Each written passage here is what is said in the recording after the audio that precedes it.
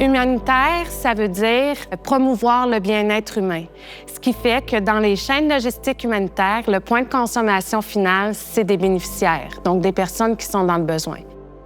On estime que 80 des efforts liés à la gestion d'une crise humanitaire sont en lien avec la gestion des opérations logistiques. Ce qui fait que le succès ou l'échec de l'aide humanitaire va considérablement dépendre de l'efficacité de la gestion de ces opérations logistiques. Comment j'intègre l'IA dans le contexte humanitaire? Donc, je pars des défis particuliers rencontrés par mes partenaires. D'abord, ce qu'il faut faire, c'est recueillir des données pertinentes. Ces données-là sont des fois structurées, des fois non structurées.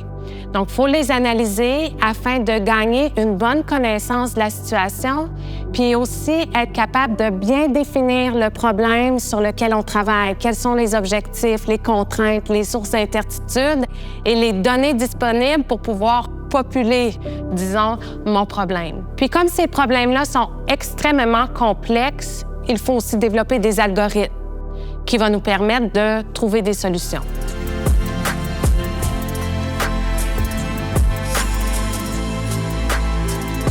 Un autre aspect qui est particulier à l'humanitaire, c'est que c'est extrêmement difficile de modéliser ou de quantifier l'incertitude.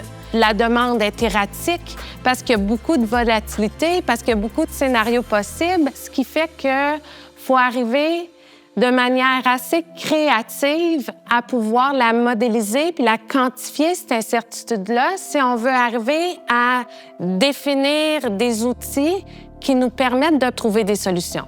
En tant que chercheur, je dois m'assurer que les cadres méthodologiques que je développe sont généralisables afin de pouvoir les déployer à plus grande échelle et avoir une contribution scientifique. Donc, grâce à Ivado, j'ai réussi à financer plusieurs de mes projets. Donc, ça m'a permis de pouvoir engager des postdoctorants ou des doctorants, donc des personnes extrêmement compétentes qui m'ont permis de recueillir les données, d'analyser les données et de développer des algorithmes appropriés.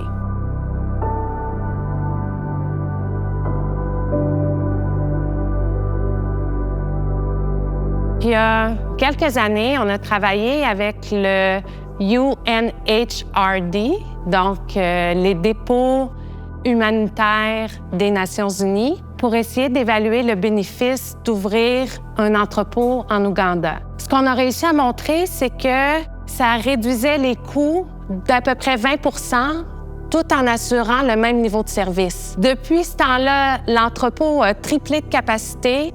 Le projet a été répliqué à Djibouti, en Afrique du Sud.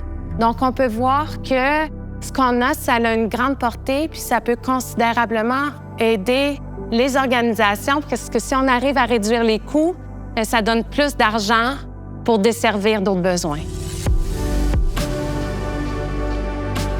Les chaînes logistiques humanitaires vont évoluer dans les prochaines années grâce aux avancées liées à l'intelligence artificielle. Aujourd'hui et dans le futur, ce qu'on veut arriver à faire, c'est utiliser l'intelligence artificielle afin de développer des outils qui vont nous permettre de mieux faire des recommandations de solutions de façon dynamique et en temps réel qui vont permettre de mieux desservir les populations vulnérables.